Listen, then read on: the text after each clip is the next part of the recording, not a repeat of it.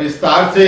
तानसेन समारोह की हरिकथा व चादर पोशी के साथ पारंपरिक शुरुआत हुई। सुर सम्राट कहे जाने वाले तानसेन की याद में ग्वालियर में आज से तानसेन समारोह का आगाज हो गया, जो कि 23 दिसंबर तक चलेगा। आज परंपरागत तरीके से शुरू हुए समारोह में सबसे पहले समाधि स्थल पर हरिकथा और मिलाद का आयोजन किया गया। इसके बाद शाम को मशहूर बांसुरी वादक पंडित नित्यानंद हल्दीकर को तानसेन अलंकरण और मुंबई की समावेश सोसाइटी को राजा मानसिंह तोमर राज्य सम्मान दिया जाएगा। आपको बता दें, विश्व संगीत समागम तानसेन समारोह 2022 की महफिल सज चुकी है। हर कोई बस तानसेन समाधि पर उनके ही रंग में डूबा नजर आने लगा। चाहे फिर हिंदू हो या मुसलमान, सब कोई अपने अपने तरीके से उन्हें श्रद्धांजलि देने की कोशिश में लग गए हैं। सबसे पहले ढोलीबुआ महाराज और उनके शिष्यों ने तानसेन की समाधि पर हरिकथा सुनाकर स्वरांजलि दी, तो वही मुस्लिम समाज की ओर से उनके लिए मिलाद शरीफ का आयोजन किया गया। ऐसे में दर्शकों के पहुंचने का भी सिलसिला शुरू हो गया। जानते कुछ नहीं है, अगर जान ले तो फिर मानने की क्या आवश्यकता है। मान्यता पे चल रहे हैं। धर्म क्या है बोले, धर्म तो सबका ही कही। एक बार ऐसा प्रसंग हुआ, उस समय औरंगजेब का समय था। औरंगजेब किसी को नहीं मानते, लेकिन केवल निपट निरंजन को मानते। वे भक्त को कहते जिसको किसी बात की फिक्र नहीं होती। हद को लखे सो ओलिया, हद को लखे सो ओलिया, बेहद लखे सो पीर, हद बेहद दोनों लखे सो साचो फकीर। सिया रामचंद्र की जय। क्यों कि विरुद्धार्थी दूसरी जगह खड़ा है। हम एक रास्ते चलते हैं तो दूसरा रास्ता सामने। ओलिया है, बेहद को देखता है। हद को लखे सो ओलिया, बेहद लखे सो पीर। पीर उससे थोड़ा बड़ा है, लेकिन फकीर बोले फकीर तो दोनों के बीच में से निकल जाए। सम्राट है बादशाह, तू ऐसा कुछ कर कि जिससे सब लोग इकट्ठे हो जाए। हमारे पास साज नहीं है, इनके पास 50 साज है। कहीं ढोलक है, कहीं ये है, हारमोनियम है ना। तो मालूम हुआ कि अब आवाज तो थी लेकिन साज न था। और याद आई कि मैंने महात्मा से वादा किया है, चलो। आपने कहा भाई तू तो भूल गई थी। कह हाँ।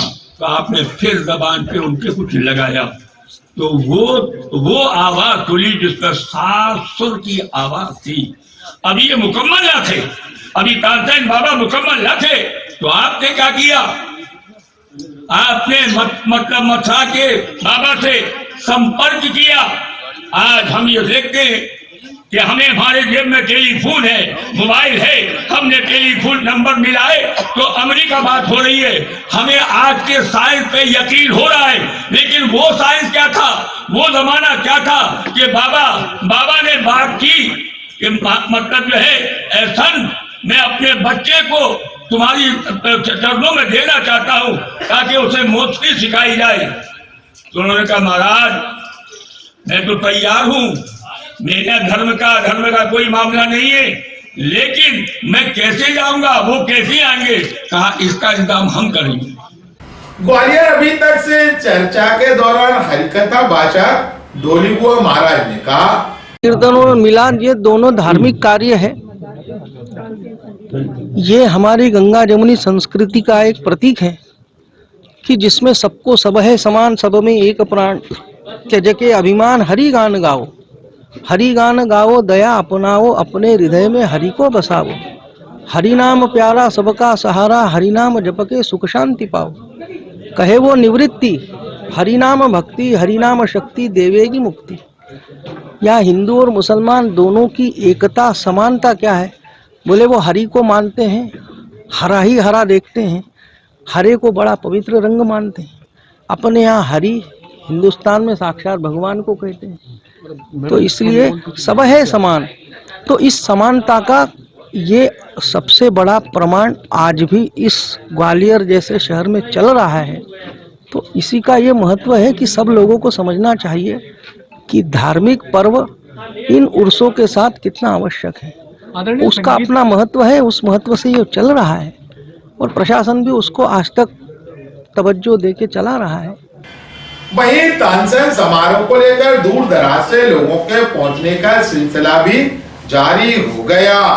कुछ रसिक प्रेमी तो ऐसे भी हैं जो बचपन से ही तानसेन समारोह को देखने और सुनने आ रहे। खास बात है कि इस बार देश के कलाकारों के साथ कुछ तानसेन प्रेमी भी समारोह में अपनी प्रस्तुति देंगे, जिसको लेकर संगीत रसिक उत्साहित हैं। उनके मुताबिक तानसेन समारोह में गंगा जमुना तहजीब दिखाई देती है। ग्वालियर अभी तक को जानकारी देते हुए संगीत प्रेमी तुलिका शर्मा ने कहा, नहीं, अक्सर मैं यहाँ आती हूँ और ये जो पहले 3 दिन का उर्स हुआ करता था तानसेन जी का, और अब लगभग 6 दिन का इसे कर दिया गया है। गमक से शुरू होता है और बेहट में खत्म होता है। बल्कि बेहट में जिस दिन खत्म होता है उस दिन शाम को भी गुजरी महल में एक कार्यक्रम होता है। तो ये कार्यक्रम हमारे शहर के लिए तो बहुत गौरव की बात है। और ये जिस तरह से शुरुआत होती है हरिकथा और मिलाद से, लगभग 100 सालों की परंपरा है। हरिकथा और मिलाद दोनों सुन के इतना सुकून मिलता है कि ये कहें कि ये गंगो जमनी संस्कृति जो हमारे हिंदुस्तान की है, ये उसका बहुत बड़ा उदाहरण है। हिंदुस्तान में क्या कहीं भी विश्व में ऐसा कोई भी कार्यक्रम नहीं होता जहां इस तरह से गंगो जमनी तहजीब को साथ लेके चला जाता हो, हर धर्म को साथ में लेके चला जाता हो। क्योंकि उपासक जो संगीत के हैं वो हिंदू धर्म के भी हैं और मुस्लिम धर्म के भी हैं। और ये जो हरिकथा और मिलाद दोनों होती है, उसके बाद कव्वाली भी होती है, इन सब में एक ही बात मुख्य रूप से देखने में आती है कि ये सब एक ही बात कह रहे हैं, यानी ईश्वर तक पहुंचने का जो रास्ता है वो एक